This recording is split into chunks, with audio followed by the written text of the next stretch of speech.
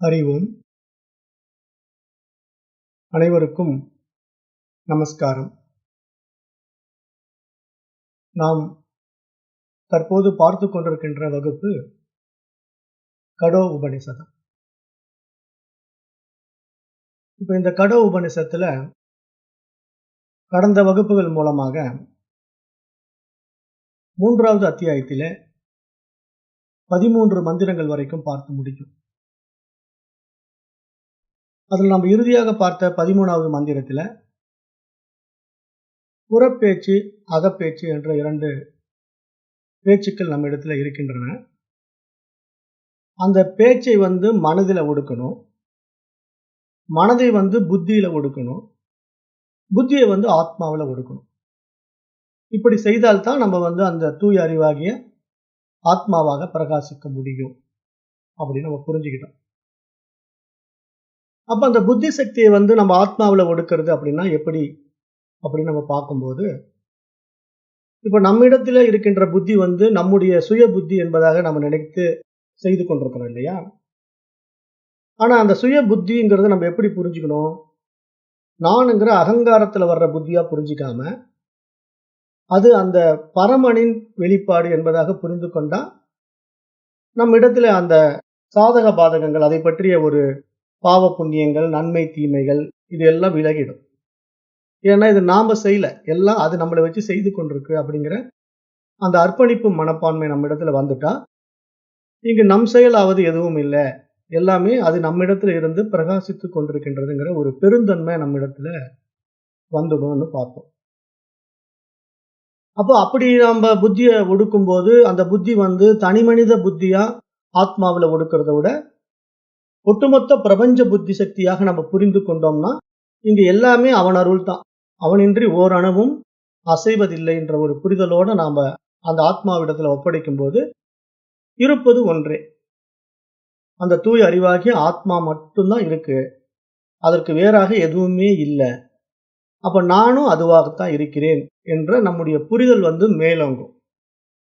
அந்த மேலோங்கிய நிலையைத்தான் அகம் பிரம்மாஸ்மி அப்படின்னு சாஸ்திரம் பேசுது. அப்ப இப்படிப்பட்ட ஒரு மிக உயரிய விஷயத்தை தெரிந்து கொள்ளணும் அப்படின்னா அதற்கு குரு அவசியம் என்பதாக அடுத்து வருகின்ற 14வது மந்திரம் உபதேசிக்குது. அந்த 14வது மந்திரத்தையும் பார்த்துடலாம். 14வது மந்திரம், உத்திஷ்டத ஜாக்கிரத பிராப்யவரான் நிபோதத சுப்ரஸ்ய தாரா நிசிதா துரத்யயா துர்க்கம் பதஸ்தத்கவயோ வதந்தி. ரொம்ப அருமையான மந்திரம். உபனிஷத் மந்திரத்துல இந்த மந்திரம் என்ன சொல்லுது அப்படின்னு பார்த்துட்டீங்கன்னா, உத்திஷ்டத எழுந்திருங்கள். எதற்காக எழுந்திருக்க சொல்லுது? ஆத்ம ஞானத்தை அடைவதற்காக எழுந்திருங்கள், தூக்கத்திலிருந்து எழுந்திருக்க சொல்லல. ஜாக்கிரதா விழித்துக் கொள்ளுங்கள், ஆத்மா ஒன்று இருப்பதை தெரியாமல் உறங்கிக் கொண்டிருக்கின்றீர்கள், அந்த நிலையிலிருந்து விழித்துக் கொள்ளுங்கள் அப்படின்னு சொல்லுது. உத்திஷ்டத ஜாக்கிரத பிராப்யவாரான் நிபோதத. அப்போ ஆத்ம ஞானத்தை அடைவதற்காக எழுந்து கொள்ள வேண்டும், விழித்துக் கொள்ள வேண்டும். அந்த விழிப்பு தான் உண்மையான விழிப்பு. நம்ம தூக்கத்திலிருந்து விழிக்கிறத விழிப்பு அப்படின்னு நினைச்சுக்கிட்டு இருக்க கூடாது. நம்முடைய உண்மையான விழிப்பு நான் யார் என்ற தன்னை தான் அறிகின்ற ஒரு மிக உயரிய விழிப்பு. அந்த விழிப்புக்கு நாம விழித்துக் கொள்ளணும்னா அதை ஜாக்கிரதான்னு சொல்லுது. ஏன்னா ஆத்மா ஒன்று இருப்பதை தெரியாமல் உறங்கிக் கொண்டிருக்கும் நிலையிலிருந்து தான் விழித்துக் கொள்ள வேண்டும். அத்தகைய ஆத்ம ஞானத்தை அடைய விழித்துக் கொள்ள 2 படிகள் தாண்டி வர வேண்டும் என்றும் பார்க்கப்படுது. என்ன அந்த 2 படிகள் அப்படின்னா, இந்த உலகத்தை துறக்க வேண்டியதற்கு காரணம் பெரும்பாலானவர்களுக்கு தெரியறதில்லை. எதற்காக இந்த உலகத்தை துறக்கணும் அப்படிங்கிறது தெரியாமையே நிறைய பேர் சன்னியாசி ஆயிடுறாங்க. மேலும் நாம் அடைகின்ற துயரத்துக்கும் சுகத்துக்கும் இந்த உலகம்தான் காரணம் என்று தவறாக எண்ணிக்கொண்டிருப்பது. இந்த 2 விஷயங்கள். இந்த உலகத்தை விருப்பு வெறுப்புனால இருமைகள்ல பார்ப்பது, அப்புறம் நம்முடைய சுக துக்கத்துக்கு இந்த உலகம்தான் காரணம் என்று தவறாக புரிந்து கொண்டிருப்பது. அதனால் இந்த உலகத்தை துறக்கிறேன் என்று சொல்வது. இதெல்லாம் என்ன அஞ்ஞானம், அறியாமை என்பதாகத்தான் பார்க்குது. அப்ப என்னுடைய அறியாமைகள் மட்டும்தான் நான் அனுபவிக்கின்ற சுக துக்கங்களுக்கு காரணம் என்பதை அறிந்து கொள்ளுங்கள். இந்த அறியாமையிலிருந்து விடுபடுங்கள். இந்த அறியாமை என்னும் உறக்கத்தில் இருந்து விழித்தெழுங்கள் என்றுதான் இந்த மந்திரம் சொல்லுது. இந்த மந்திரத்தினுடைய ஆழமான உட்பொருள் என்னன்னா, நாம ஏதோ தூக்கத்திலிருந்து விழிச்சுக்குங்க அப்படின்னு சொல்லுதுன்னு நம்ம நினைச்சுக்கிறோம். ஏன்னா இப்ப இந்த மார்கழி மாசமே இப்ப திருப்பாவை, திருவெம்பாவை எல்லாம் பாடுவாங்க. காலையில எழுந்திருப்பாங்க. எதுக்கு பாடுறோன்னே தெரியாம பஜனை பண்ணிட்டு ரோட்ல 4 மணிக்கு கிளம்பி போயிட்டு இருப்பாங்க. அப்ப ஆண்டாள் அம்மா விழித்துக் கொள்ளுங்கள் அப்படின்னு சொன்ன உடனே காலையில விடிகாலில் எழுந்து விழிச்சுக்கணும் போல் இருக்குன்ட்டு ஒரு கூட்டம் எழுந்து விழிச்சுக்கிட்டு இப்படி போயிட்டு இருக்கு. புரியல. ஏன்னா அந்த பாடலுடைய தாத்பரியம் புரியாததான் இந்த மாதிரி பிரச்சனை. ஏன்னா நிறைய விஷயங்கள் இப்படி ஆழமான உட்பொருளை உணர்ந்து கொள்ள முடியாத அளவிற்கு புத்தி சக்தி விரிவடையவே இல்லை. பெரும்பாலானவர்களுக்கு விரிவடையவே இல்லை. ஒருத்தர் என்ன சொல்ல வராங்கங்கிற அந்த ஆழமான உட்பொருளை புரிந்து கொள்வதே இல்லை. இப்ப இந்த பாடல் தான் சுவாமி விவேகானந்தரும் சொல்றாரு. எழுமின் விழுமின், விவேகானந்தருடைய கோட்டு. எழுந்து கொள்ளுங்கள், விழித்துக் கொள்ளுங்கள் அப்படிங்கிறாரு. அப்ப எதற்காக எழுந்து கொள்ள வேண்டும், எதற்காக விழித்துக் கொள்ள வேண்டும், அதுதானே முக்கியம். இங்க எதற்காக எழுந்திருக்க வேண்டும், எதற்காக விழித்துக் கொள்ள வேண்டும்னா, ஆத்மாவை தெரிந்து கொள்வதற்காகத்தான் எழுந்திருக்கணும். அறியாமையிலிருந்து விழித்துக் கொள்ள வேண்டும் என்று மகான்கள் இங்க சொல்றாங்க. அப்ப மேலும் இந்த மந்திரமே சொல்லுது, தக்க சத்குருவை அடைந்து சரியான நிச்சயமான அறிவை அடையுங்கள். இந்த ஞானத்தை அடையும் பாதையானது மிக கடினமானது. கூர்மையான கத்தியின் மீது நடந்து செல்வது போன்று மிகவும் கடினமானது என்று ஞானிகள், ரிஷிகள் கூறுகின்றார்கள் என்பதாகத்தான் இந்த மந்திரத்தில் நம்ம பார்க்கிறோம். இந்த 14வது மந்திரம் அதைத்தான் சொல்லுது. அதை நம்ம புரிஞ்சுக்கணும். ஏன்னா உத்திஷ்டத ஜாக்கிரத பிராபியவரான் நிபோதத. அப்போ எழுந்திருங்கள், விழித்துக் கொள்ளுங்கள். எதற்காக? அறியாமையிலிருந்து விடுபட்டு ஆத்ம ஞானத்தை அடைய வாருங்கள். அதற்காக விழித்துக் கொள்ளுங்கள், எழுந்திருங்கள் என்று கூப்பிடுது. அந்த மாதிரிதான் இந்த மந்திரம் சொல்ல வர்ற விஷயமாக நம்ம புரிந்து கொள்ள வேண்டும். அப்ப இது மாதிரி ஒரு அருமையான விஷயத்தை தான் இந்த மார்கழி மாதத்துல ஸ்ரீவில்லிபுத்தூர் ஸ்ரீ ஆண்டாளும் அருள் இருப்பதை நம்ம பார்க்கிறோம். அவருடைய பாடல்ல இந்த விவரங்கள் எல்லாம் ரொம்ப அருமையா கொடுக்கப்பட்டிருக்கு. அந்த பாடல்களை படிக்கும் போது நீங்க அதை இருமைகள்ல பார்க்காம ஒருமை நிலையில அந்த ஆத்மாவை நினைத்து கொண்டு படிச்சீங்க அப்படின்னா அது பூரா உங்களுடைய சுயத்தை காட்டி கொடுக்கும். நீங்க நம்முடைய யதார்த்தத்தை, நம்முடைய உண்மை சொரூபத்தை உணர்ந்து கொண்டு பாடியவர் தான் ஆண்டாள். ஆண்டாள் பகவானை தனக்கு வேறாக பார்க்கல, தன்னுடைய கணவனாகவே பார்த்தாங்க. கணவன் மனைவி உறவுங்கிறது இருவேறுபட்ட உறவு அல்ல, ஈருடல் ஓர் உணர்வு என்றுதான் அங்க கணவன் மனைவி உறவு. அப்ப ஏன்னா இருவரும் வேறு வேறுன்றதா அங்க எண்ணங்கள் வேற்றுமை இருக்கும், மனதுல மாற்றங்கள் இருக்கும். அப்ப அந்த குடும்பம் ஒரு நல்ல குடும்பமா இருக்காது.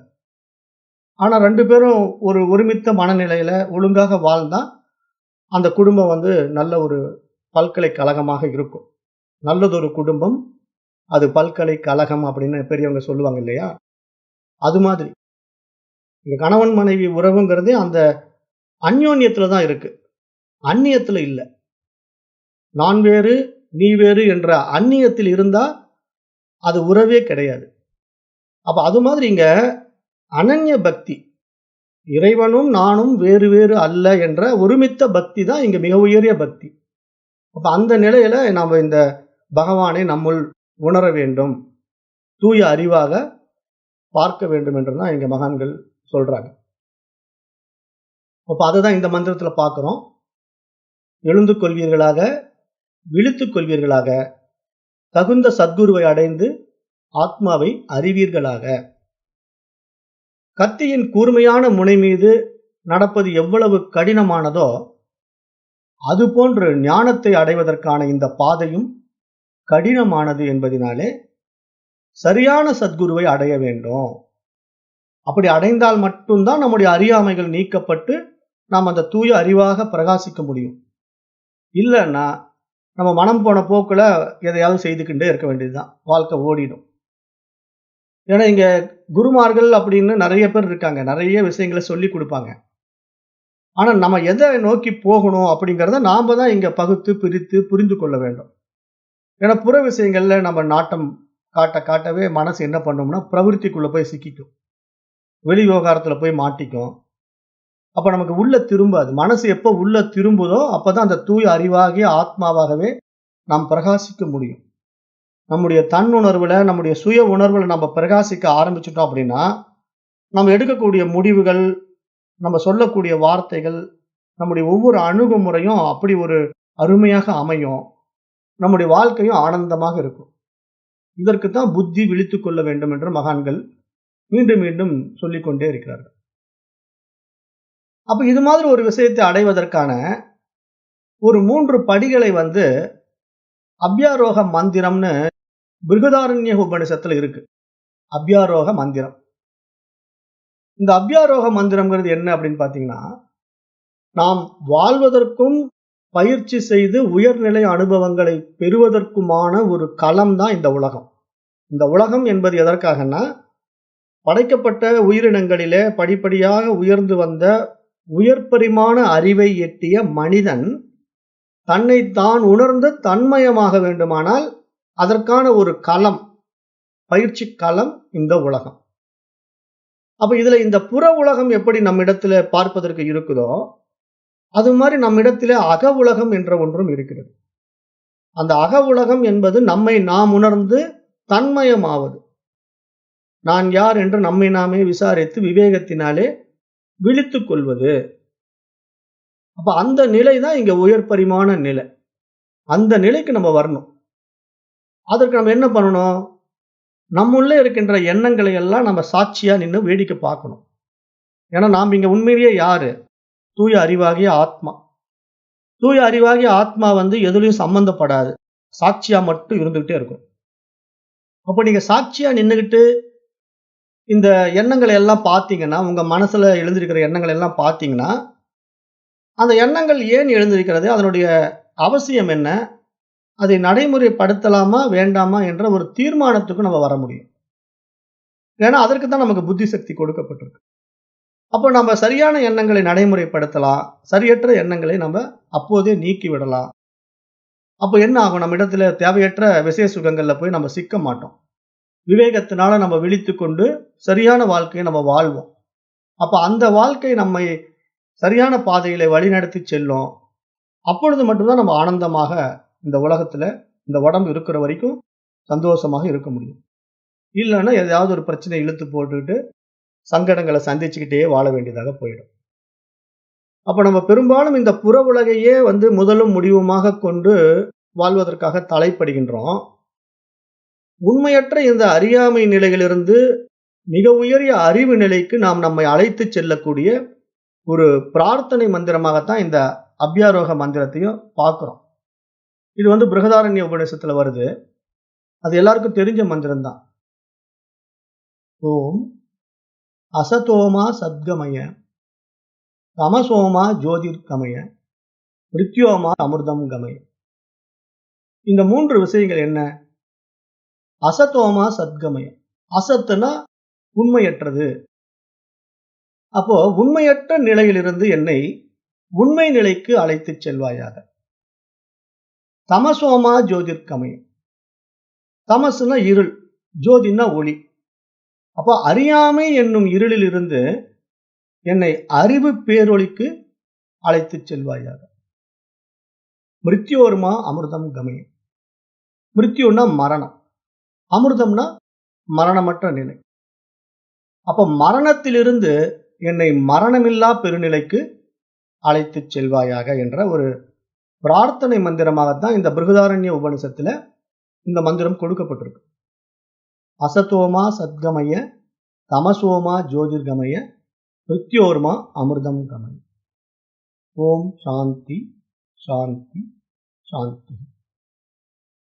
அப்ப இதை நம்ம புரிந்து இந்த பிரார்த்தனை மந்திரத்திலே சொல்லப்பட்டிருக்கின்ற வழிமுறையிலே நாம வாழ வேண்டும். அப்ப இங்க எழுந்திருத்தல் அப்படின்னு ஒரு வேர்டு வருது இல்லையா? உத்திஷ்டத. அப்ப எதிலிருந்து எழுந்திருக்க வேண்டும்? உண்மையற்றதிலிருந்து உண்மையை பிரித்தறியும் தன்மையில நாம விழித்துக் கொள்ள வேண்டும். அதுதான் உண்மையான விழிப்பு. எழுந்திருத்தல், விழித்தல் அப்படின்னா என்ன? உண்மையற்றதிலிருந்து உண்மையை பிரித்தறியக்கூடிய பிரத்யேக பகுத்தறிவு கொண்ட மனிதனாக நாம் விழித்துக் கொள்ள வேண்டும். அதுதான் இங்க உண்மையாகவே அறியாமையிலிருந்து விடுபடுவது. அப்புறம் அறியாமை இருளிலிருந்து விடுபடுவதை தான் இந்த மந்திரமும் சொல்லுது. தமசோமா ஜோதிர்கமய அப்படிங்கிறது. அதே மாதிரிதான் அசத்தோமா சத்கமய. உண்மையற்றதிலிருந்து உண்மைக்கு என்னை அழைத்துச் செல்வீர்களாகன்னு சொல்லுது. அப்புறம் முடிவா என்ன சொல்லுது? மரணத்திலிருந்து என்னை மரணமில்லா பெருவாழ்வுக்கு அழைத்துச் செல்வீர்களாக. அப்ப இங்க வந்து மரணம்ங்கிறது யாருக்கு? இந்த உடலுக்கு. வந்து போகின்ற இந்த உடலுக்கு தான் மரணம். அழியாத ஆத்மாவிற்கு மரணமே கிடையாது. அப்ப நான் இந்த உடலா அல்லது ஆத்மாவாங்கிறத நம்ம விவேகத்தினால விசாரித்து விடை காணும்போது, நான் அந்த தூய அறிவாகிய ஆத்மா என்று என்னை நான் உணர்ந்து விட்டா மரணமில்லா பெருநிலை. ஆனா இது புரியாம நான் வந்து இந்த உடல் தான், இந்த மனசு தான் என்னை நான் பாவித்துக் கொண்டு வாழ்க்கையை வாழ்ந்து கொண்டிருக்கிற வரைக்கும் மரணம் உள்ள வாழ்க்கை தான். அதுல சந்தேகமே கிடையாது. அப்ப இந்த 2யும் பிரித்து பார்க்கக்கூடிய ஒரு பகுத்தறிவு சக்தி நம்ம இடத்திலே வர வேண்டும். அப்படி வந்தா மட்டும்தான் நாம் அந்த அறியாமை நிலையிலிருந்து அந்த தூய அறிவு நிலைக்கு சென்று பிரகாசிக்க முடியும் என்பதை மகான்கள் சொல்ல வர்றாங்க. நம்ம பொதுவா இந்த உண்மையற்ற உலகில் தான் நம்ம வாழ்ந்து கொண்டிருக்கிறோம். இந்த உலகத்துல வந்து நம்ம எதிர்பார்க்கிற மாதிரி உண்மையான இன்பமோ அமைதியோ நம்மால் நிச்சயமாக பெற முடியாது. ஏன்னா இந்த உலகம் நமக்கு எப்பயுமே துன்பத்தை கொடுக்கும். இன்பம் கொடுப்பதாக நமக்கு இருந்தாலும் அந்த இன்பத்துக்கு பின்னாடி ஒரு துன்பம் இருக்க போகுதுங்கிறதை நம்ம தெரிஞ்சு கொள்ளணும். ஏன்னா இங்க வந்து இந்த உலகம்ங்கிற விஷயமே இருமைகளால் ஆன விஷயம். இந்த உலகத்துக்குள்ள நம்ம வந்துட்டோம்னா இந்த உலகம் வந்து விவகாரத்துல இருக்குது. இதுதான் வந்து வியாவகாரிக சத்தியம் நம்ம பார்த்தோம். வியாவகாரிக சத்தியம்னா ஏதேனும் ஒரு விவகாரத்துக்குள்ள இருந்துகிட்டே இருக்கிறது தான் மனசு. ஆனா ஆத்மா வந்து எந்த ஒரு விவகாரத்துக்குள்ளேயும் வராது. அது வந்து பாரமார்த்திக சத்தியம். ஆத்மாவுக்கு வந்து எதுவுமே கிடையாது. அது தன்னில் தானாய், தன்மயமாய், தனித்துவமாய் பிரகாசித்துக் கொண்டிருக்கும். அப்ப அப்படிப்பட்ட ஒரு ஆத்ம நிலைக்கு நம்ம உயர வேண்டும்னா இந்த உலகத்தை நம்ம எப்படி பார்க்கணும்? வெறும் சாட்சியாக பார்க்கணும். இந்த உலகத்துல வந்து நம்ம எதையும் வேணும் வேண்டாம் அப்படின்லாம் நம்ம நீக்க வேண்டியதில்லை. ஏன்னா இங்க இந்த உலகம்ங்கிறது வந்து சுய அறிவில பிரகாசித்துக் கொண்டிருக்கு. நம்முடைய சுய அறிவில பிரகாசித்துக் கொண்டிருக்கு. அது போட்டு நடக்கட்டுமே. வெள்ளை திரையில ஒரு திரைப்படம் ஓடிக்கொண்டிருக்கு. அந்த திரைப்படத்துல இருக்கிற காட்சிகளை நம்ம ஏன் மாத்தணும்? அது என்ன காட்சி வேணா வரட்டுமே. சண்டை காட்சி வரட்டும், தியானம் பண்ற ஒரு அமைதி காட்சி வரட்டும். இங்க தியானம் பண்ற அமைதி காட்சி வர்றதுனால திரை வந்து அமைதியாவதோ, இல்லை சண்டை காட்சி வர்றதுனால திரை வந்து அப்படியே ஆர்ப்பாட்டம் அடைவதோ கிடையாது. திரை வந்து தன்னில் தானாய், தன்மயமாய், சுயம் பிரகாசமாய் எல்லாவற்றையும் சாட்சியா பார்த்துக்கிட்டு இருக்கு வெள்ளை திரை. ஆனா அந்த வெள்ளை திரையின் மீது விதவிதமான வடிவங்களிலே படம் ஓடிக்கிட்டு இருக்கு. அது மாதிரி இங்க நம்முடைய சுய அறிவில இந்த உலகம் என்ற ஒரு விஷயம் ஓடிக்கொண்டிருக்கு. உலகம் என்ற ஒரு திரைப்படம் ஓடிக்கொண்டிருக்கு. இந்த ஓட்டத்தை நம்ம எப்படி பார்க்கணும்? சும்மா வேடிக்கை பார்க்கணும், அவ்வளவுதான். இங்க வந்து நம்ம எதுலயும் போய் சம்பந்தப்படாம வேடிக்கை பார்த்தா போதும். அப்ப நம்ம சுக துக்கங்கள்னால மாட்ட மாட்டோம். இன்ப துன்பங்கள்னால சிக்க மாட்டோம். அப்படி இருந்தா நமக்கு என்ன ஆகும்? எதுவுமே இல்ல. எதுவுமே நம்மை தாக்காது. இங்க பாவமும் கிடையாது, புண்ணியமும் கிடையாது. அப்ப என்ன நடக்குது? எல்லாம் இந்த வெள்ளை திரையின் மீது ஓடிக்கொண்டிருக்கின்ற ஒரு திரைப்படம் மாதிரி நமக்கு தெரியும். அந்த நிலைக்கு நம்ம உயர்வதுதான் இங்க ஆத்மா அனுபூதி, ஆத்மா அனுபவம் என்று மகான்கள் சொல்ல வராங்க. அதை நம்ம புரிஞ்சு கொண்டா மட்டும்தான் நம்ம இந்த உலகத்தை சாட்சியா பார்க்க முடியும். இல்லைன்னா இந்த உலக விவகாரங்களுக்குள்ள போய் பல சங்கடங்களை சந்திக்க வேண்டி வரும். அதனாலதான் இந்த உபனிஷத்தெல்லாம் நமக்கு என்ன சொல்லுது? அவஸ்தாத்ரய சாட்சி அப்படின்னு 3ஐயுமே வந்து சாட்சியா தான் பார்க்கணுங்குது. எதை அவஸ்தாத்ரயம் அப்படின்னா விழிப்பு நிலை அனுபவம், கனவு நிலை அனுபவம், ஆள் உறக்க நிலை அனுபவம். இந்த 3 அனுபவங்களும் நமக்கு வந்து உண்மை கிடையாது. அறிவின் மீது ஏற்றி வைக்கப்பட்ட விஷயம். அப்ப இதை நம்ம வந்து சாட்சியா பார்த்துக்கிட்டு இருந்தா போதும். இதனால நம்ம பாதிக்கப்பட மாட்டோம். ஏன்னா இங்க நான் வந்து இந்த உலகத்துல விவகாரம் பண்ணல. நான் வந்து இங்க தூங்கல. நான் வந்து ஆள் உறக்கத்துக்கு போல. நான் என்றென்றும் இருக்கின்ற தூய ஆத்மா, தூய அறிவு. அப்ப இந்த விவகாரத்துக்குள்ள இருந்து கொண்டு விவகாரம் பண்ணி கொண்டிருக்கிறது எது? இந்த மனசும், உடலும். அப்ப இந்த விவகாரத்துக்குள்ள இருந்து கொண்டிருக்கிற இந்த உடலும், இந்த மனசும் இந்த உடம்ப விட்டுட்டு வேறொரு உலகத்துக்கு போகுது. வேறொரு பரிமாணத்துக்கு போகுது. அது கனவு நிலை. அங்கேயும் அந்த விவகாரம் நடக்கும். ஆனா என்ன வித்தியாசம்? இங்க வந்து உடம்பும், மனசும் சேர்ந்து இந்த புற வாழ்க்கைய அனுபவமாக்குற மாரி, கனவுல வந்து உடம்பு எதுலயுமே சம்பந்தப்படாது. ஆனா மனசு மட்டும் ஒரு உலகத்த உண்டாக்கி வாழும். கனவு உலகம் அப்படித்தான். உடம்பே கிடையாது. ஆனா மனசு அத படைச்சுக்கிட்டு அந்த உலகத்த ஆனந்தமா அனுபவிக்கும். கனவு வாழ்க்கைய. அப்புறம் இன்னொரு நிலை இருக்கு இல்லையா? ஆழ்ந்த உறக்கம். அங்க என்ன நடக்கும்னா, மனசும் இருக்காது, உடம்பும் இருக்காது. தன்னை யார் என்றே தெரிந்து கொள்ள முடியாத ஒரு நிலை. அது நம்முடைய காரண சரீரம். அதுதான் ஆனந்தமய கோஷம். அத ஏன் வந்து ஆனந்தமய கோஷம்னு சாஸ்திரம் சொல்லுதுன்னா, அந்த தூக்கத்துல மட்டும் தான் நம்ம ஆனந்தமா இருக்கிறோம். வேற எப்ப நம்மளால ஆனந்தமா இருக்க முடியுது? யோசனை பண்ணி பாருங்க. விழிப்பு நிலையில நம்மளால ஆனந்தமா இருக்க முடியுதா? கனவு நிலையில நம்மளால ஆனந்தமா இருக்க முடியுதா? முடியாது. கனவு நிலையில ஏன் ஆனந்தமா இருக்க முடியாது? கனவே வந்து கண்டபடி வருது இல்லையா? ஒரு புலி துரத்துற மாரி வருது, ஒரு பேய் துரத்துற மாரி வருது. அப்ப இது மாரிலாம் வரும்போது அங்கேயும் பயம் வருது இல்லையா? பதட்டம் வருது இல்லையா? கனவுலயும். அப்ப அங்கேயும் நமக்கு ஆனந்தம் கிடைக்கல. விழிப்பு நிலை வாழ்க்கையும் அப்படித்தான். ஏதேனும் ஒரு விவகாரத்துல நம்ம பயமுறுத்தும், நம்மள கவலைக்கு உட்படுத்தும். அப்ப இங்கேயும் நமக்கு ஆனந்தம் கிடைக்கல. அப்ப உண்மையான ஆனந்தம் எங்க கிடைக்குதுன்னா, ஆழ் உறக்கத்துல கிடைக்கிறதுனால, அதை வந்து ஆனந்தமய கோஷம், காரண சரீரம் அப்படின்னு சாஸ்திரம் சொல்லுது. அப்ப எதனால அந்த ஆனந்தமய கோஷம் உண்டாகுதுன்னு நீங்க கவனிச்சு பார்த்தீங்கன்னா, அங்க நனவு உலகமும் இல்ல, கனவு உலகமும் இல்ல. அதனால அங்க ஆனந்தம் கிடைக்குது. அப்ப உண்மையா நம்முடைய எதார்த்தம் என்ன? இந்த நனவு உலகத்தையும், கனவு உலகத்தையும் விட்டுட்டா நம்ம ஆனந்தமா இருக்கலாம். எப்பல்லாம் நம்ம இந்த கனவு உலகத்தையும், நனவு உலகத்தையும் பிடிக்கிறோமோ, அப்ப நமக்கு ஆனந்தம் போயிடும். அதுல எந்த சந்தேகமும் இல்ல. அப்ப நம்ம இந்த உலகத்துக்குள்ள வந்து விவகாரத்துக்குள்ள ஈடுபட்டுட்டே இருக்கிறது, நான் தான் சொல்லி நீங்க அபிமானம் செய்தீங்கன்னா, உங்களுக்கு ஆனந்தம் கிடைக்காது. ஆனா அதுவே நீங்க சாட்சியா இருந்து பார்த்தீங்கன்னா, உங்களுக்கு ஆனந்தம் கிடைக்கும். ஏன்னா உங்களுடைய சொரூபத்துக்குள்ள வந்துடணும். உங்களுடைய சுயத்துக்குள்ள வந்துட்டு இந்த உலகத்த வேடிக்கை பார்த்தீங்கன்னா, இந்த உலக விவகாரங்கள் எல்லாம் அதனுடைய போக்குல நடக்குது. நடக்கட்டும். அத ஒண்ணும் நாம மாத்த முடியாது. அது இயற்கையினுடைய நியதிப்படி இயங்கிட்டு இருக்கு. அது என்னன்னா, ஒரு ஆற்றல் வேறு ஒரு ஆற்றலாக மாறிக்கொண்டிருக்கு. அந்த மாற்றத்த நம்ம வேடிக்கை பார்க்க வேண்டியது மட்டும் தான் நம்ம வேல.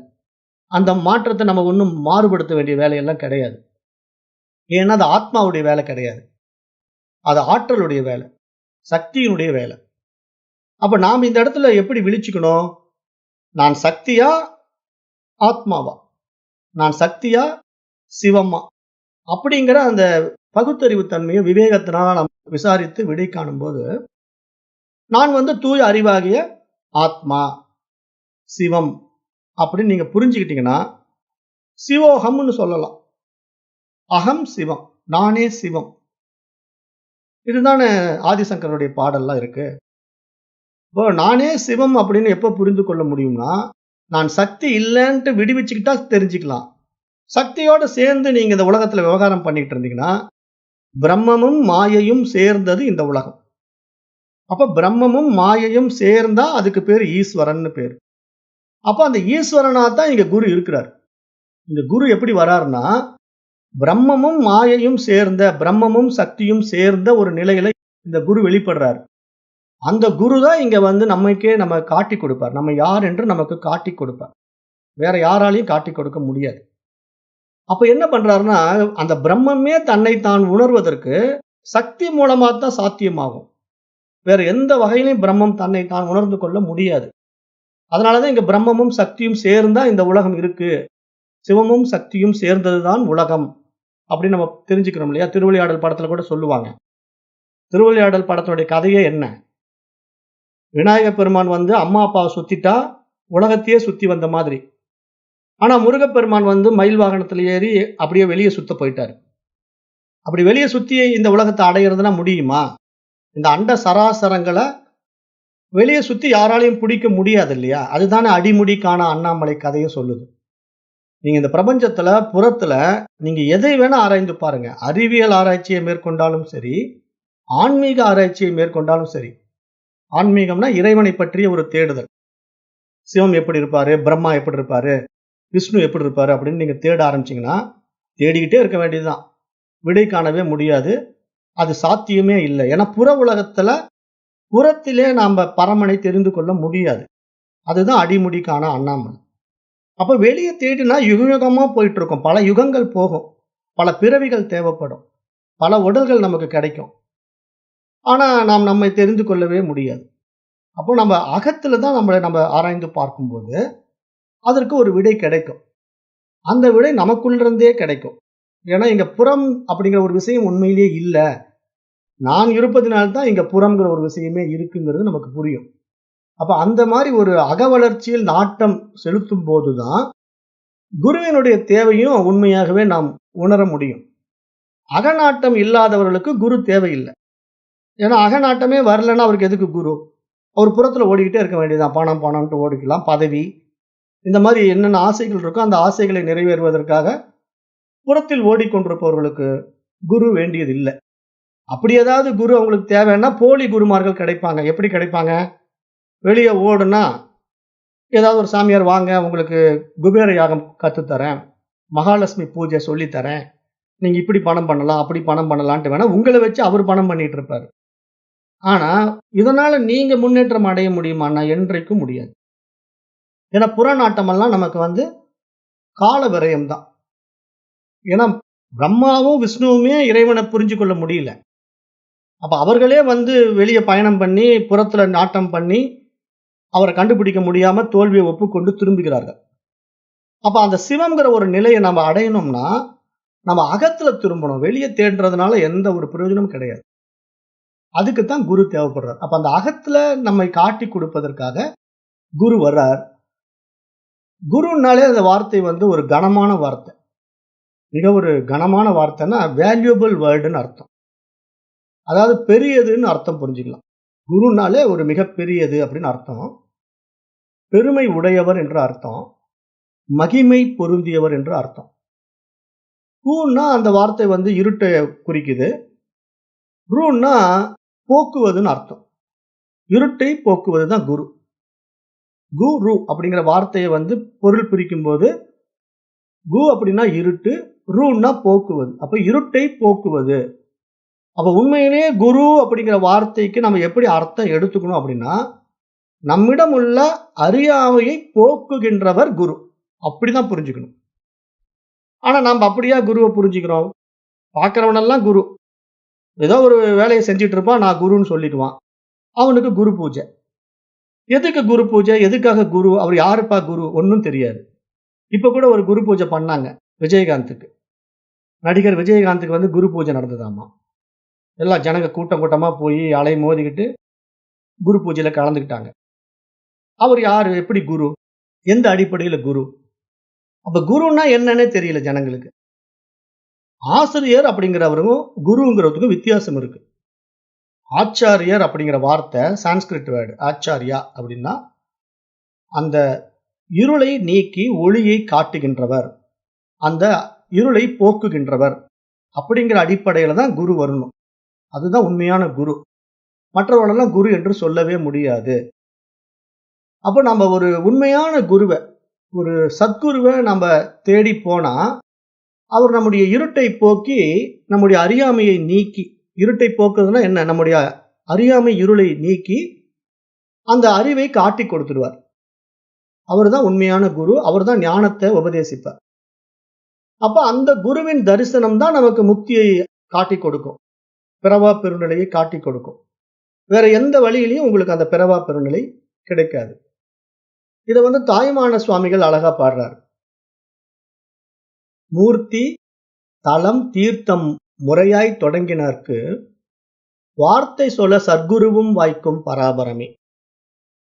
மூர்த்தி, தவம், தீர்த்தம் முறையாய் தொடங்கினார்க்கு வார்த்தை சொல்ல சத்குருவும் வாய்க்கும் பராபரமேங்கிறார். பராபர கண்ணில பாடுறார். அப்ப இந்த பாடலுடைய பொருள் என்ன? மூர்த்திங்கிறது என்ன? கோயில் இருக்கக்கூடிய ஒரு விக்கிரக மூர்த்தி. தெய்வீக சிலைகள்லாம் இருக்கு இல்லையா? அதை நம்ம மூர்த்தின்னு சொல்றோம். அப்ப அந்த மூர்த்தியினுடைய விசேஷம் இருக்கு இல்லையா? ஒரு கோயில்ல போனா இந்த தெய்வத்தினுடைய விக்கிரகம் அதுதான் மூர்த்தியாக பார்க்கிறோம். அந்த மூர்த்தியினுடைய விசேஷம், அந்த தலத்தினுடைய விசேஷம். அந்த கோயில் எந்த இடத்துல அமைக்கப்பட்டிருக்கு, அந்த தலத்தினுடைய விசேஷம். அந்த கோயில்ல ஒரு தீர்த்தம் இருக்கும். அப்ப இங்க மூர்த்தி, தலம், தீர்த்தம் முறையாய் தொடங்கினவர்க்கு.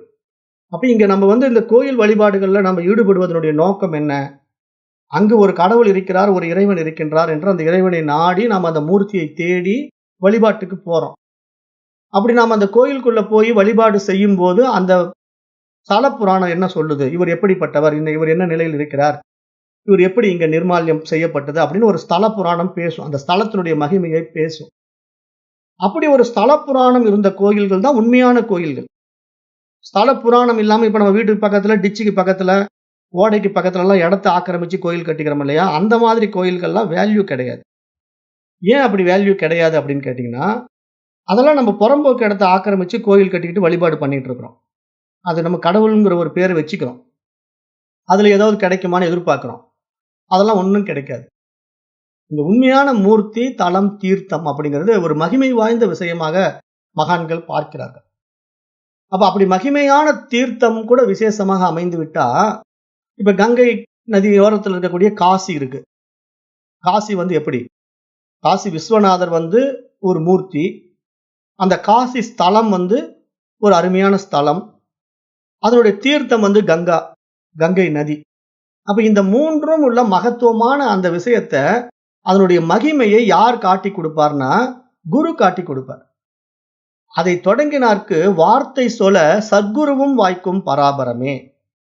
அப்ப இங்க அந்த உண்மை நிலை என்ன? உண்மையா நீ வழிபடுகின்ற மூர்த்தி எங்க இருக்கார்? அந்த ஸ்தலம் எது? அந்த தீர்த்தம் என்ன? இத அருமையா காசி பஞ்சகத்துல பகவான் ஆதிசங்கரரே சுட்டி காட்டுறார். காசி பஞ்சகம்னு ஒரு நூல் இருக்கு. அவரு பகவான் ஆதிசங்கரர் அருளிய அருமையான நூல். அதுல உண்மையான காசி என்ன? நமக்குள்ளதான் இருக்கு. நம்முடைய உடம்பு தான். அதுல அந்த காசிங்கிற ஒரு சேத்திரத்துல அங்க மூர்த்தி யாரு? அது தீர்த்தம் என்ன? அப்படிங்கிற விஷயங்கள் எல்லாம் நம்ம புரிந்து கொண்டோம்னா, இங்க ஆத்மாவை நாம அனுபவமாக்க முடியும் என்பதுதான் மகான்களுடைய கூற்று. அப்ப இதுதான் இங்க உண்மையான தரிசனம். அந்த தரிசனத்தினுடைய தாத்பரியத்தை புறத்துல காட்டி கொடுப்பாங்க. அந்த புறத்துல காட்டி கொடுக்கின்ற விஷயத்துல நம்ம புறத்திலேயே சிக்கக்கூடாது. இதனுடைய நோக்கம் இப்படிப்பா. அப்போ ஒரு பாமர மனிதனுக்கு மூர்த்தி, ஸ்தலம், தீர்த்தம்ங்கிற வழிபாட்டு முறையை அவன் பண்ணா, அவனுக்கு அந்த மன தூய்மை உண்டாகும். அந்த மன தூய்மையின் வழியாக அதனுடைய தாத்பரியம் புரிய வரும். ஓ! இதற்காகத்தான் இந்த மூர்த்தி வைக்கப்பட்டிருக்குதா? இதற்காகத்தான் இந்த ஸ்தலம் வடிவமைக்கப்பட்டிருக்கா? அப்ப இதற்காகத்தான் இந்த தீர்த்தமா? அப்படின்ட்டு அந்த ஆலயங்களுடைய அருமையான தாத்பரியத்தை நாம் அறிந்து கொள்ள முடியும். அதுதான் ஆலயங்களில் நாம் அனுபவமாக்க வேண்டிய இறை தரிசனம். அது புறத்துல நடக்காது. நம்ம அகத்துல நடக்கணும். அதுக்கு ஒரு தாத்பரியம். அதற்கான ஒரு வழிபாட்டு முறைய பாமரனுக்காக வடிவமைக்கப்பட்டிருக்கு. அது நம்முடைய வைதீக தர்மத்துல உண்டாக்கப்பட்டிருக்கு. ஆனா நாம அதை புரிஞ்சுக்கணும். ஏன்னா பகுத்தறிவுங்கிறது நமக்கு இதுக்குத்தானே கொடுக்கப்பட்டிருக்கு. நல்லது, கெட்டது, எது செய்யலாம், எது செய்யக்கூடாது, எது உண்மை, எது பொய், எது அறிவு, எது அறியாமை அப்படின்னு ஒன்றொன்றையும் நம்ம பகுத்து பிரித்து பார்க்கும்போது மட்டும்தான் நமக்கு அந்த ஆலய வழிபாட்டின் அற்புதம் கூட அருமையாக விளங்கும். அதை விட்டுட்டு நானும் கோயிலுக்கு போறேன்ட்டு ஒரு கோயிலுக்கு போய் வழிபாடு பண்றதுனால நமக்கு என்ன கிடைக்கும்? ஒண்ணும் கிடைக்காது. அப்ப அந்த உண்மையான கோயில் வழிபாட்டை, அதனுடைய தாத்பரியத்தை, அதனுடைய பாதையை காட்டி கொடுப்பவர் தான் சத்குரு என்பதாகவே இந்த மந்திரம் சொல்லுது. ஏன்னா அதனாலதான் குருவை பிடிச்சுக்கணுங்குது இந்த மந்திரம். அந்த குரு ஒருவர் தான் எக்காலமும் நம்முள் அஞ்ஞானம் நேர்ந்து விடாமல் பார்த்துக் கொள்வார். உண்மையான சத்குரு தான் நம்மை அறியாமையில சிக்காம பார்த்துக்குவார்.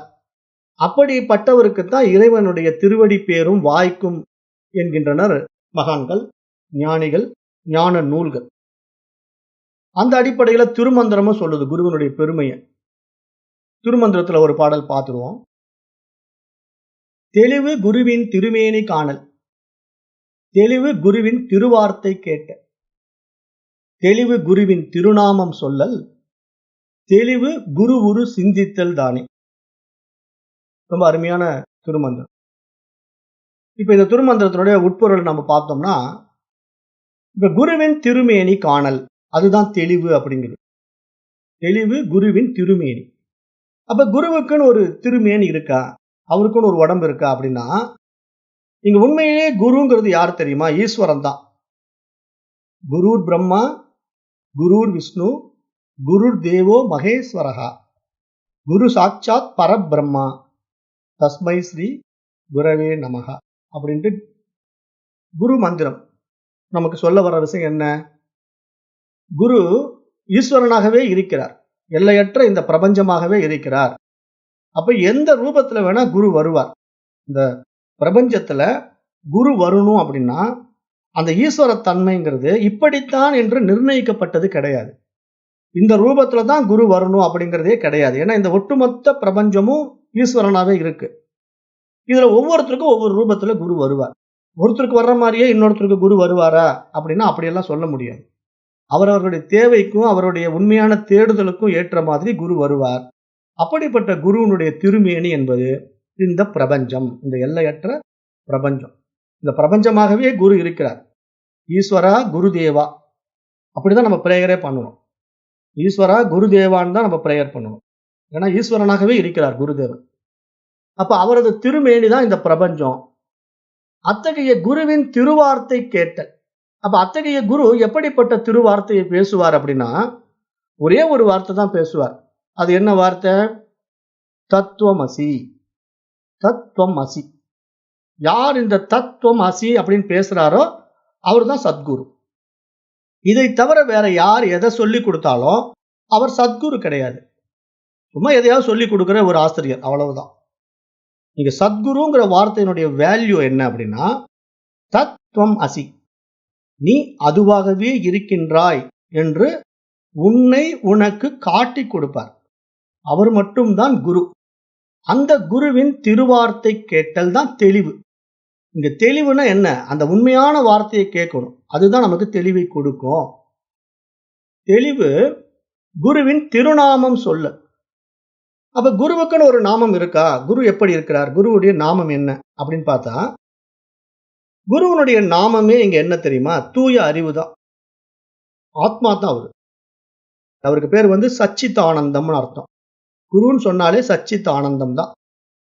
அந்த அறிவாய் இருப்பு கொண்டிருக்கிறார். ஆனந்தமா இருக்கிறார். அவரை நீங்க தட்சிணாமூர்த்தின்னு வழிபாடு பண்ணாலும், முருகனா வழிபாடு பண்ணாலும், இதெல்லாம் புற வழிபாட்டுல போய் மாட்டிக்குவோம்.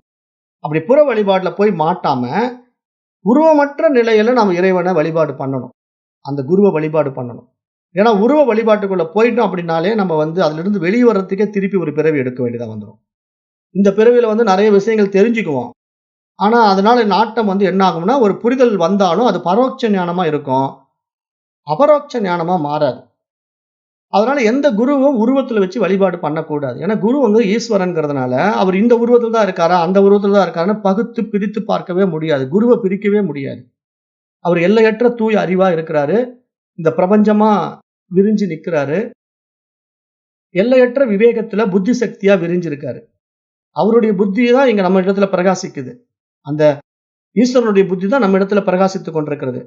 அதுதான் இங்க நம்ம என்ன பண்றோம் புரிஞ்சுக்கிட்டோம்னா, நான்கிற ஒரு அகங்காரத்தை நம்ம இழந்துடுவோம். ஏன்னா நம்மை வழி நடத்துவதே ஈஸ்வரன் தானே, நம்மை வழி நடத்துவதே குரு தானே. அப்ப எல்லோருமே இந்த மாதிரி அரூப குருவை பிடிச்சுக்கிட்டோம்னா, அந்த தூய அறிவு தான் நமக்கு உண்மையிலேயே குருவினுடைய திருநாமம் என்று புரிந்து கொள்ள வேண்டும். அப்புறம் தெளிவு குரு உரு சிந்தித்தல் தானே.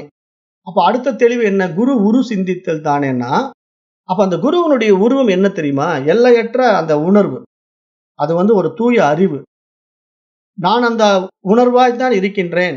நான் அந்த தூய அறிவாகத்தான் இருக்கின்றேன் என்று சதா என்னுடைய சொரூபத்தையே நான் சிந்தனை செய்வதுதான் குரு உரு சிந்தித்தல் தானே அப்படிங்கிற திருமந்திர விளக்கம். இந்த திருமந்திர விளக்கம் என்னன்னா, தெளிவு குருவின் திருமேனி காணல். குருவனுடைய திருமேனி இந்த பிரபஞ்சம். தெளிவு குருவின் திருவார்த்தை கேட்டல். குருவினுடைய திருவார்த்தை தத்துவம் அசி. தெளிவு குருவின் திருநாமம் சொல்லல். குருவினுடைய திருநாமம் சச்சித் ஆனந்தம், அந்த தூய அறிவாகிய இருப்பு. தெளிவு குரு உரு சிந்தித்தல் தானே. அப்போ குரு உரு என்பது அந்த தூய அறிவு, அந்த ஆத்மா என்று அந்த சிந்தனையிலேயே நாம் இருப்பது. அப்ப அந்த சிந்தனையில் இருந்தா இங்க குருவும் நாமும் வேறு வேறு இல்லை. ரெண்டும் ஒன்னாயிடும். அப்ப இறைவனும் நானும் வேறு வேறு அல்ல, குருவும் இறைவனும் வேறு வேறு அல்ல. எல்லாத்துக்கும் ஒரே ஆன்சர் கிடைச்சிடும். தனித்தனியா ஆன்சர் பார்க்க வேண்டியதில்லை. ஒரே விட. இறைவன் யார், குரு யார் அப்படின்னு பார்த்தா ரெண்டும் ஒன்னே தான். ஏன்னா இங்க இறைவனே குருவா வரார், ஈஸ்வரனா வரார். அப்ப அதை நம்ம புரிஞ்சுக்கிட்டோம்னா குரு இன்றி எதுவும் சாத்தியமில்லை. அப்ப அத்தகைய குருவை சரணடைந்து அவரது அனுகிரகத்தை முழுமையாக பெற்றவனே ஆத்ம ஞானம் பெற தகுதியுடையவன் என்பதாக பார்க்கப்படுகிறது. அப்ப தன்னையும் தனக்கு ஆதார தலைவனையும் காட்டிக் கொடுப்பவரே உண்மையான சத்குரு ஆவார் என்று நம்ம புரிந்து கொள்ள வேண்டும். உலகில் குரு என்பவர் அந்த தூய அறிவாகிய பரமனின் பிரதிநிதியாகத்தான் இங்கு விளங்குகின்றார். அந்த தூய அறிவே தன்னை வெளிப்படுத்துவதற்கான ஒரு பிரதிநிதியாகத்தான் குருவாக வெளிப்படுது. அப்ப அத்தகைய குருவின் போதனைகளை பின்பற்றி நடப்பதுதான் இங்கு உண்மையான வழிபாடு என்பதாகவும் பார்க்கப்படுகிறது. அப்ப இது குறித்து தான் இந்த உபநிஷத்துல சொல்லப்பட்டிருக்கு. எப்படி சொல்லப்பட்டிருக்குன்னா, எவருக்கு தெய்வத்திடம் பக்தி இருப்பது போல குருவினிடமும் பக்தி இருக்கிறதோ அவர் தான் இங்க உண்மையில் தன்னை தான் உணர்ந்து தன்மயமாக மாற முடியும். இதுதான் உபநிஷத்தில் சொல்லப்பட்டிருக்கிற உண்மை. ஏன்னா இங்க தெய்வம் வேறு குரு வேறு அப்படின்னு அந்த டுவாலிட்டிக்குள்ள சிக்கிட்டு இருக்கிறவங்க எல்லாம் இன்னும் கொஞ்சம் பிறவிகள் எடுக்க வேண்டி வரும். ஏன்னா அவங்களுக்கு புரியல. அப்ப இங்க குரு பக்தி ஒன்றுதான் ஆத்மாவை தன்னுள் உணர்வதற்கான மிக முக்கிய சாதனை. குரு தத்துவத்தை எவன் ஒருவன் அறியவில்லையோ அவனிடத்திலே ஜபம், தவம், விரதம், யாகம், தானம் போன்றவைகள் எவையெல்லாம் இருந்தாலும் அவைகள் அவனுக்கு பலன் அளிக்காது என்று சாஸ்திரம் சொல்லுது. சாஸ்திரம் என்ன சொல்லுதுன்னா, இப்ப சாதாரணமா மனிதர்கள் என்ன விரும்புறாங்க? ஜபம் பண்ண விரும்புறாங்க, தவம் பண்ண விரும்புறாங்க, விரதம் இருக்க விரும்புறாங்க, யாகம், தியானம் அப்படின்னு நிறைய விஷயங்கள், அப்புறம் தான தர்மங்கள் எல்லாம் பண்றாங்க. ஆனா இது எல்லாம் பண்ணாலும் குருவினுடைய உண்மை தத்துவத்தை ஒருத்தன் உணரலன்னு வச்சுக்கோங்களேன், அவைகள் எல்லாம் அவனுக்கு பயன் கொடுக்காது, பலன் அளிக்காது என்று மகான்கள் சொல்கிறார்கள். சாஸ்திரமும் சொல்லுது. ஆகவே புத்திமான்கள் குருவை சரணாகதி அடைய முயற்சிக்க வேண்டும் என்று யார் சொல்றா?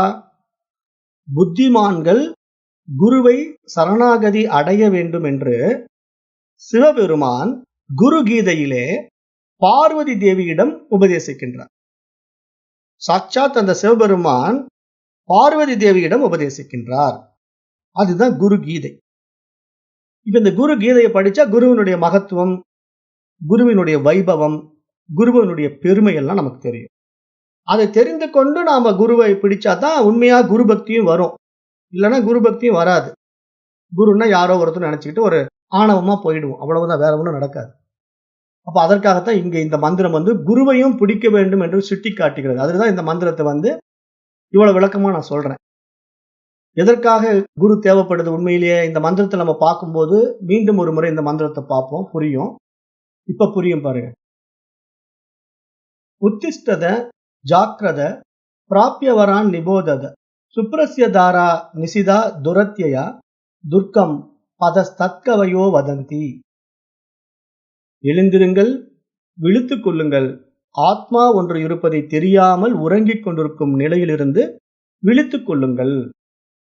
அந்த ஆத்ம ஞானத்தை அடைவதற்கான சத்குருவை சரணடையுங்கள். சத்குருவை சரணடையும் போது மட்டும்தான் நிச்சயமான அறிவை உங்களுக்கு காட்டிக் கொடுப்பார். இந்த ஞானத்தை அடையும் பாதையானது மிக கடினமானது, கூர்மையான கத்தியின் மீது நடந்து செல்வது போன்றது என்று ஞானிகள் ரிஷிகள் கூறுகின்றார்கள் என்று இந்த மந்திரம் சொல்லுது. இதுதான் இந்த மந்திரத்தினுடைய அர்த்தம். துர்க்கம் பதஸ்தத் கவயோ வதந்தி. இது மிகவும் கூர்மையான கத்தியின் மீது நடப்பது போல ஒரு பாதை. அப்ப அப்படிப்பட்ட பாதையை யார் காட்டிக் கொடுப்பார்? சரியான சத்குரு தான் காட்டிக் கொடுப்பார் என்பதாக இந்த மந்திரத்திலே நம்ம பார்க்க முடியும். அடுத்தது 15வது மந்திரம், இறை அனுபூதியின் மகிமை. இப்போ இந்த அத்தியாயம் நமக்கு எப்ப முடியுதுன்னா 17வது மந்திரத்தோட முடிஞ்சுது. இப்ப நம்ம 14 பார்த்துட்டோம். இப்ப 15வது மந்திரம் இறை அனுபூதியின் மகிமை பார்க்கிறோம். அசப்தமஸ்பர் சமரூபம் அவ்யயம் ததாரசம் நித்ய மகந்த வச்சயத் அநாதி அனந்தம் மகதஹ பரந்துருவம் நிசாய தன் மிருத்யு முகாத் பிரமுச்சியதே. இந்த 15வது மந்திரம் ரொம்ப அருமையான விஷயத்தை சொல்லுது. அதாவது நம்ம இடத்துல இருக்கக்கூடிய 5 புலன்கள் இருக்கு இல்லையா? அதாவது என்னென்ன புலன்கள் இருக்கு? தொடு உணர்வு, ஒளி, காட்சி, சுவை, மனம் அப்படிங்கிற நிறைய விஷயங்களை நம்ம உள்ளடக்கிய ஒரு 5 புலன்களை கொண்டிருக்கிறோம். இந்த புலன்களால் உணரக்கூடிய அனைத்தும் என்றென்றும் உள்ள, ஆரம்பம் இல்லாத, அழிவற்ற, முடிவற்ற, புத்தியை விட மேலான, நிலையான, தூய அறிவாகிய ஆத்மாவை அனுபூதியில் உணர்பவன் மரணத்தின் பிடியிலிருந்து விடுபடுகின்றான் அப்படின்னு இந்த மந்திரம் சொல்லுது. அப்ப இந்த 5 புலன்களால் உணரக்கூடிய அத்தனை விஷயங்களும் புறத்துல பார்க்கின்ற எல்லாமே ஈஸ்வரத்தன்மையில இருக்கு. எல்லையற்ற இந்த பிரபஞ்சமா விரிஞ்சிருக்கு. இதைத்தான் இந்த புலன்கள் பார்க்குது. இந்த மனசு அது என்னன்னு தெரிந்து கொள்கிறது. புத்தி அது இது இன்னது என்று பகுத்தறியுது. அப்ப இந்த மாதிரி எத்தனை விஷயங்களை இந்த உடம்புக்குள்ள இருக்கிற இந்த புலனாகட்டும், மனசாகட்டும், புத்தி ஆகட்டும், இது எல்லாம் நடைமுறைப்படுத்தி கொண்டிருந்தாலும் இதற்கெல்லாம் ஆதாரமான ஒன்று இருக்கு. அதுதான் ஆத்மா. அதை நம்ம பிடிச்சுக்கணும். அதை பிடிக்காம இந்த உலகம்ங்கிறது ஒண்ணு இல்லை. இந்த உலகம்ங்கிறது நமக்கு முன்னாடி வரவே முடியாது. ஆத்மா இருக்கிறதுனால தான் இந்த உலகமே இருக்கு. இந்த உலகம் இருப்பதனால தான் நம்ம இடத்துல உணர்வுங்கிற ஒரு விஷயத்தின் மூலமா நம்ம இதெல்லாம் உணர்றோம். இது இன்னது என்று பகுத்துணர்கின்றோம். அப்ப இங்க இந்த விஷயத்தை சொல்லும் போது இந்த மந்திரம் என்ன சொல்லுதுன்னா, இந்த மாதிரி விஷயத்தை தெரிந்து கொள்ளக்கூடிய இந்த மனித உடல்ல மரணம்னு ஒரு விஷயம் இருக்குப்பா. அந்த மரணத்திற்கான அந்த வினாடி எப்போ அந்த மரணம் வரும் சொல்ல முடியாது. அந்த மரணம் வருவதற்கான அந்த க்ஷணம், அந்த நேரம் யாருக்கும் இந்த நேரத்தில் தான் வருது அப்படின்னு நிச்சயிக்கப்படுவது கிடையாது. இப்பதான் மரணம் வரும் அப்படின்னு ஏதாவது டைம் நோட் பண்ணி நம்ம மரணத்தை அடைகிறோமான்னா அது யாருக்கும் நிச்சயிக்கப்பட முடியாத ஒரு விஷயம். அப்ப அப்படி இருக்கும்போது ஒவ்வொரு வினாடியுமே நம்ம அந்த மரணத்தை நோக்கி தான் போய்கிட்டு இருக்கு. இந்த உடலையும் மனசையும் கொண்டு போய் கொண்டிருக்கின்றோம் என்று நம்ம புரிந்து கொள்ள வேண்டும். இங்க ஒவ்வொரு வினாடியும் மரணத்தை நோக்கி தான் போய்கிட்டு இருக்கு. ஏன்னா இங்க உடல் வயதாக்கி கொண்டே போனாலும் என்ன அதுக்கு அர்த்தம்? இந்த உடல் தேஞ்சிக்கிட்டே வருது, ஒரு நாள் இது இல்லாம போயிடும் அப்படிங்கறத நமக்கு காட்டுது. அப்ப இங்க நம்ம ஒவ்வொரு வினாடியும் அந்த மரணத்தை நோக்கி போய்கொண்டே இருக்கிறோம்.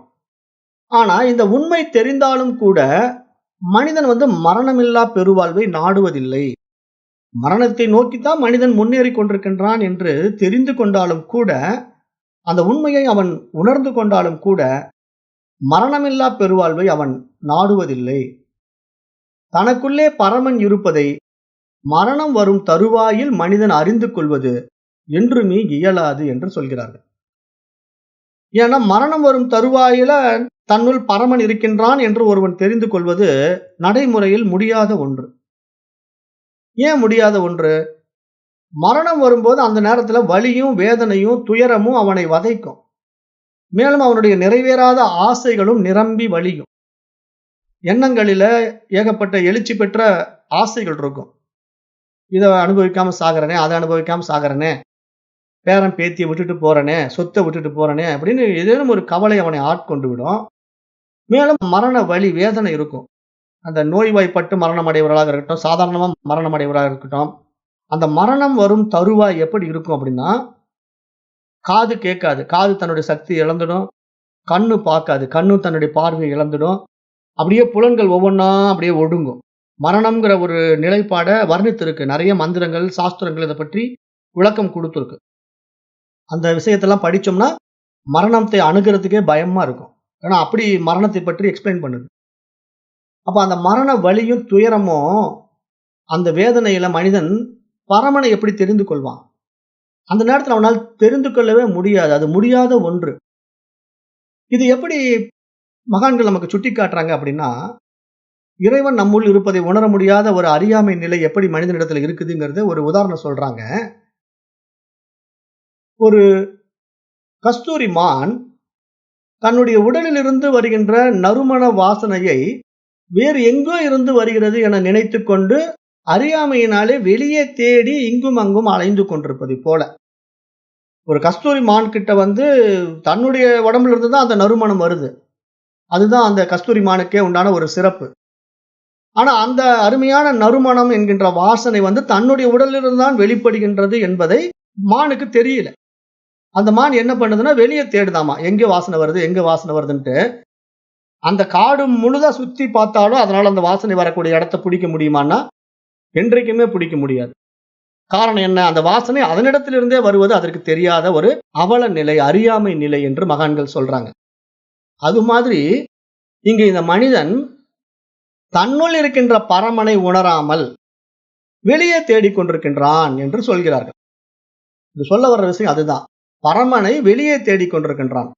தூய அறிவாக இறைவனை தன்னுள் உணராம அந்த கோயில்ல கிடைப்பாரா, இந்த கோயில்ல கிடைப்பாரா, இந்த ஸ்தலத்துக்கு போனா கிடைச்சிடுவாரா, பத்ரிநாத் போலாமா, ரிஷிகேஷ் போலாமா, காசி போலாமா, திருப்பதி போலாமான்ட்டு ஓடிக்கிட்டே இருக்கிற கூட்டத்தை பார்க்கிறோம்.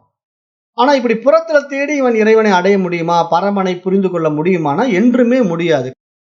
கஸ்தூரி மான் வந்து தன்னுடைய நறுமண வாசனையை வெளியே தேடி என்றும் அனுபவிக்க முடியாது, அடைய முடியாது. அது இங்கிருந்து தான் வருகின்றது என்று தெரிந்து கொள்ளவே முடியாது. அது மாதிரி மனிதன் இருக்கின்றான். மனித பிறவியின் மகத்துவம் அறியாமல் இருக்கின்றான் என்றுதான் இங்க இந்த மந்திரம் சொல்லுது. அப்ப இதை நம்ம புரிந்து கொண்டு இங்க நம்ம வாழும் போதே தன்னுள் அந்த பரமனை உணர்ந்து அனுபவமாக்க வேண்டும் என்பதுதான் மகான்கள் எதிர்பார்க்கிற விஷயமாக இந்த மந்திரத்தின் மூலம் நம்ம புரிந்து கொள்ள வேண்டியதாக பார்க்கிறோம். அடுத்தது 16வது மந்திரம். இந்த 16வது மந்திரம் 17வது மந்திரமும் என்ன சொல்லுதுன்னா, இந்த உபநிஷத்தினுடைய மகிமையை பேசுது. ஏன்னா பொதுவா வந்து உபநிஷத்துன்னா என்ன, அதனுடைய மகத்துவம் என்ன அப்படிங்கறத தெரிஞ்சுக்கணுங்கிறதுக்காக இந்த அத்தியாயத்தினுடைய இறுதியில, இந்த 3வது அத்தியாயத்தினுடைய இறுதியில இந்த உபநிஷத் ரிஷி நமக்கு கொடுத்திருக்கிறார். அந்த 2 மந்திரங்களையும் பார்க்கலாம். ஏன்னா பொதுவா வந்து ஒரு நூலுடைய முடிவில் தான் உபநிஷத்த மகிமை வந்து சொல்லணும். ஆனா இங்க கட உபநிஷத்து வந்து இந்த முதல் பகுதியினுடைய இறுதியிலேயே அதை சொல்லுது. இந்த உபநிஷத்தினுடைய மகிமையை இந்த முதல் பாகம், முதல் பகுதியை இப்ப நம்ம முடிக்க போறோம். ஏன்னா முதல் பகுதியில வந்து 3 அத்தியாயங்கள் இருக்குன்னு பார்த்தோம். ஒவ்வொரு அத்தியாயமா நம்ம பார்த்தோம். இப்ப நம்ம 3வது அத்தியாயத்தை பார்த்து கொண்டிருக்கோம். இந்த 3வது அத்தியாயத்திலே இறுதி மந்திரங்கள் 2 இருக்கின்றன, 16, 17. இந்த 2 மந்திரமும் உபநிஷத்தினுடைய மகிமையை பேசுது. இப்ப 16வது மந்திரம் பார்க்கலாம். நாசிகேத முபாக்கியானம் மிருத்யு புரோக்தம் சனாதனம் உத்வா ஸ்ருத்வா மேதாவி பிரம்மலோகே மகியதே. இது 16வது மந்திரம். இந்த மந்திரத்தினுடைய பொருள் என்ன அப்படின்னு பார்த்தோம்னா, நசிகேதனுக்கு யமதர்மன் கூறிய இந்த பழமையான விஷயத்தை விழிப்புணர்வு பெற்ற ஒருவன் சொல்லவும் கேட்கவும் செய்தால் அவன் உயர் உலகங்களில் போற்றப்படுகின்றான் என்று இந்த மந்திரம் முடிக்குது. அப்ப இந்த மந்திரத்தினுடைய பொருள் என்ன? நசிகேதனுக்கு யமதர்மராஜன் ஒரு மிக உயரிய விஷயத்தை சொல்றார். அப்படிப்பட்ட ஒரு மிக உயரிய விஷயத்தை யார் ஒருத்தர் கேட்டு தெரிஞ்சுக்க முடியும்? புத்தி விழிப்புற்றவனுக்கு தான் இது புரியும். அப்ப புத்தி விழித்துக் கொண்டவன் விவேகத்தினாலே தன்னை யார் என்று தன்னை தான் உணர ஆசைப்படுகின்றவன் அந்த விழிப்புணர்வு நிலைக்கு வருவான். வந்து அதற்கான குருவை தேடுவான். அந்த குருவின் மூலமாக இந்த சாஸ்திர அறிவை பெறுவான், இந்த அத்தியாத்ம யோகத்தை பெறுவான். அப்படி குருவின் மூலமாக சொல்லவும் கேட்கவும் செய்கின்ற விஷயத்தை உள்வாங்கியவன் உயர் உலகங்களில் போற்றப்படுகின்றான் அப்படின்னு ஒரு சூட்சம பரிபாசையை அடிக்குது பாருங்க. அதுதான் இங்க வார்த்தை. பிரம்மலோகே மகியதே. அவன் பிரம்மலோகத்தில் நுழைகிறான், பிரம்மானந்தத்தை பெறுகிறான். யாரு? உக்த்வா ஸ்ருத்வா மேதாவி. உக்த்வா ஸ்ருத்வா மேதாவினா சொல்லவும் கேட்கவும் செய்கின்ற ஒரு விழிப்புணர்வு பெற்றவன் உயர் உலகங்களில் போற்றப்படுகிறான். அப்படின்னா இங்க நமக்கு மேல இன்னொரு உலகம் இருக்கு. இந்த உலகம்ங்கிறது என்ன? இப்ப நம்ம வாழ்கின்ற இந்த புற உலகம். இன்னொரு உலகம் என்ன? இந்த உலகத்திலிருந்து தூங்கும் போது காணுகின்ற கனவு உலகம். இன்னொரு உலகம் என்ன? நம்ம யார் என்று அறிந்து கொள்ள முடியாத ஆள் உறக்க உலகம். இப்ப இந்த 3 உலகங்களும் நமக்கு தினசரி வாழ்க்கையில அனுபவம் ஆகிறது தான் உண்மை. ஏன்னா நம்ம இருக்கின்ற உலகத்தை தான் பார்க்கணும், இல்லாத உலகத்தை கற்பனை பண்ணக்கூடாது. இப்ப எங்கேயோ சொர்க்கலோகம் இருக்கு, எங்கேயோ நரகலோகம் இருக்கு அப்படிங்கறதெல்லாம் நம்ம கற்பனைக்கே போக வேண்டாம். நம்முடைய அன்றாட வாழ்வில் நடைமுறையில் இருக்கக்கூடிய அனுபவங்கள்ல இந்த புற உலகம் நமக்கு அனுபவம் ஆகுது.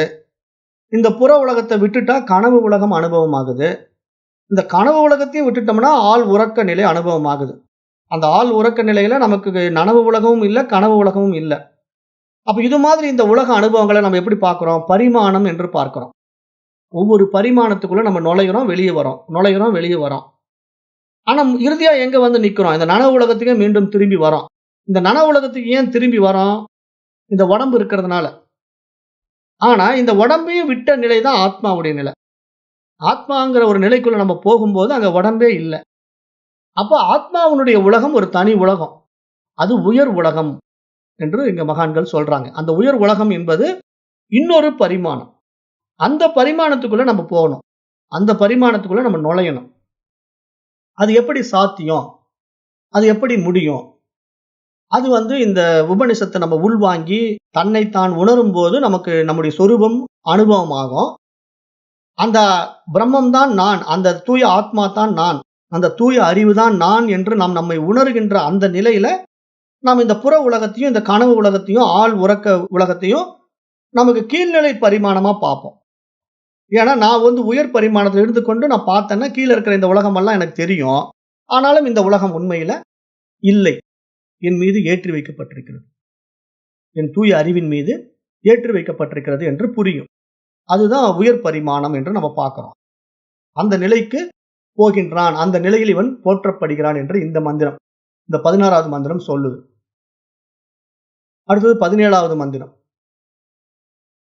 ய இமம் பரமம் குக்யம் ஸ்ராவயேத் பிரம்ம சம்சதி பிரயத்தக ஸ்ராத்த காலே வா ததானந்தியாய கல்பதே ததானந்தியாய கல்பத இதி. இந்த மந்திரம் 17வது மந்திரம் ரொம்ப அருமையான ஒரு விஷயத்தை மீண்டும் சொல்லுது. என்ன சொல்லுதுன்னா, மிகவும் மேலானதும் ரகசியமானதுமான இந்த உபனிஷத்தை சான்றோர்களின் சபையிலோ அல்லது இதை கற்றுக்கொள்ளாமல் மரணத்தை தழுவிய மனிதனின் சிரார்த்த காலத்திலோ, நல்லா புரிஞ்சுக்கணும். இந்த உபனிஷத்தை எப்ப கேட்கணும்? மிக உயரிய சான்றோர்களுடைய சபையில கேட்கலாம், குருமார்கள் இருக்கின்ற சபையில கேட்கலாம். அல்லது மரணத்தை தழுவிய மனிதன். யார் மரணத்தை தழுவுறா? இந்த உபனிஷத்தையே தெரிஞ்சுக்காம ஒருத்தன் செத்துட்டான். அவன் வந்து சாதாரண மனிதன். ஆனா அவனுக்கு நம்ம ஒவ்வொரு வருஷமும் சிரார்த்த காலம்னு வச்சிருப்போம். அவனுக்கு வந்து வருஷாந்திரம் கும்பிடுவோம்.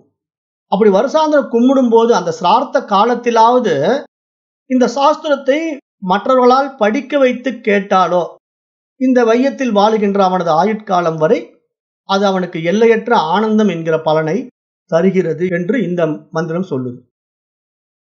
பிரயத்தக ஸ்ராத்த காலேவா ததானந்தியாய கல்பதே ததானந்தியாய கல்பத இதி.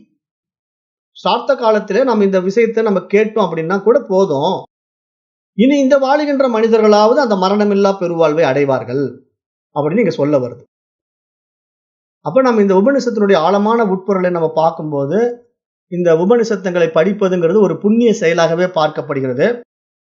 அதனால் நம்ம முழு பயனையும் பெற வேண்டுமானால் புத்தி விழிக்க பெற்றவனாக இருக்க வேண்டும் என்று நம்ம பார்க்கிறோம். அதைத்தான் இந்த 16வது 17வது மந்திரங்களும் நமக்கு வலியுறுத்துது. அப்ப உபனிஷத்துகளுடைய உட்பொருளை உணர்ந்து கொள்ளவும் அப்பதான் முடியும். ஏன்னா அந்த புத்தி விழித்துக் கொள்ளலைன்னா உபனிஷத்தினுடைய உட்பொருளை புரிந்து கொள்ள முடியாது. அந்த உபனிஷத் சொன்ன வழியிலே நம்மளால் வாழவும் முடியாது என்பதுதான் இங்க நம்ம பார்க்க முடியுது. அப்ப இங்க நம்ம சும்மா வந்து இந்த வேத சாஸ்திரங்களை வந்து ஒரு கிளிப்புள்ளை போல அப்படியே சொன்னவற்றையே சொல்லி சொல்லி திருப்பி திருப்பி படிக்கிறோம் இல்லையா? அந்த மாதிரி படித்து சம்பிரதாய முறையிலே இருக்கின்ற சாஸ்திர பண்டிதர்கள் போல வாழாம உயர்ந்த பலனை கொடுக்கின்ற இந்த விஷயத்தை நம்ம உணர்ந்து வாழ வேண்டும் என்று சாஸ்திரம் சொல்லும். ஏன்னா இங்க வந்து நிறைய சாஸ்திர பண்டிதர்கள் என்ன பண்ணுவாங்கன்னா, இந்த சாஸ்திரத்தை படிச்சிடுவாங்க. ஆனா அவங்க என்ன பண்ணுவாங்க, அது ஒரு மனப்பாட பகுதியா படிச்சுட்டு அந்த சாஸ்திர சம்பிரதாயத்துல அதெல்லாம் பாடிக்கிட்டு இருப்பாங்க. வேத மந்திரங்களை வந்து வாய் விட்டு உச்சரிப்பாங்க. அந்த மீட்டர் மாறாம உச்சரிப்பாங்க. ஆனா அவ்வளவு அருமையா அந்த வேத மந்திரங்களை உச்சரித்து அவங்க அதை படித்தாலும் அவர்களை பொறுத்த வரைக்கும் அது பரோட்ச ஞானம் தானே தவிர அபரோட்ச ஞானமாக மாறாது. ஏன்னா இவர்கள் எப்படி இருக்கிறார்கள் என்று சொன்னா, வெறுமனே இந்த கிளிப்பிள்ளை போல சொன்னவற்றையே திருப்பி திருப்பி சொல்லுகின்ற சம்பிரதாய சாஸ்திர பண்டிதர்கள் என்று சொல்லுது. ஏன்னா இவர்கள் என்ன பண்ணுவாங்கன்னா, இந்த கிளிப்பிள்ளைக்கு ஒரு வார்த்தை சொல்லி கொடுத்துட்டீங்கன்னா அந்த கிளிப்பிள்ளை அதையே திருப்பி திருப்பி சொல்லும். ஒவ்வொரு கிளியை பேச கற்றுக் கொடுத்துட்டீங்கன்னா அந்த வார்த்தையை மீண்டும் மீண்டும் சொல்லும். அது மாதிரி இவர்களுக்கு இந்த சாஸ்திரத்தை சொல்லி கொடுத்துட்டோம்னா மீண்டும் மீண்டும் இந்த சாஸ்திரத்தை சொல்லிக்கிட்டே இருப்பாங்க. பெரிய பண்டிதர்கள் போல காட்டிக் கொள்வார்கள். ஆனால் இவர்களால் அந்த பரமனை தன்னுள் அனுபவமாக உணர முடியாது என்ற மிகப்பெரிய உண்மையை இங்க இந்த இடத்துல உபதேசிக்குது. அப்ப இதுல வந்து நம்ம என்ன புரிஞ்சுக்கணும், அந்த தூய அறிவாகிய ஆத்மாவை அறிவதற்கான அடிப்படை நிபந்தனை என்று என்ன பார்த்தோம் அப்படின்னா, அந்த ஆத்மாவை என்னுள்ள அனுபவமாக உணர்வதற்கான ஒரு ஏக்கம் இருக்கணும். அதற்கான சரியான சத்குருவை நாடி அவரிடத்திலே சரணடையணும். அந்த சத்குரு சாட்சாத் அந்த ஈஸ்வரனாகவே இருக்கின்றார் என்று பார்க்கணும். இதுதான் இந்த விஷயத்தினுடைய முக்கிய சாரம். அப்ப இன்றைக்கு நம்ம என்ன பண்றோம்னா, இந்த கட உபநிஷத்தினுடைய முதல் பகுதியில 3 அத்தியாயங்களை நிறைவு செய்துட்டோம். இனி அடுத்தது நம்ம என்ன பண்ண போறோம்னா, 2வது பகுதி வரப்போகுது. இந்த கட உபநிஷத்தினுடைய 2வது பகுதி ஒண்ணு இருக்கு. அந்த 2வது பகுதியிலயும் ஒரு 3 அத்தியாயங்கள் இருக்கு. அந்த 3 அத்தியாயங்களும் நம்ம இனி வருகின்ற வகுப்பிலே பார்க்க இருக்கின்றோம். அதை நாம் மீண்டும் நாளை வகுப்பிலே பார்க்கலாம். நன்றி. ஓம் தத் சத்.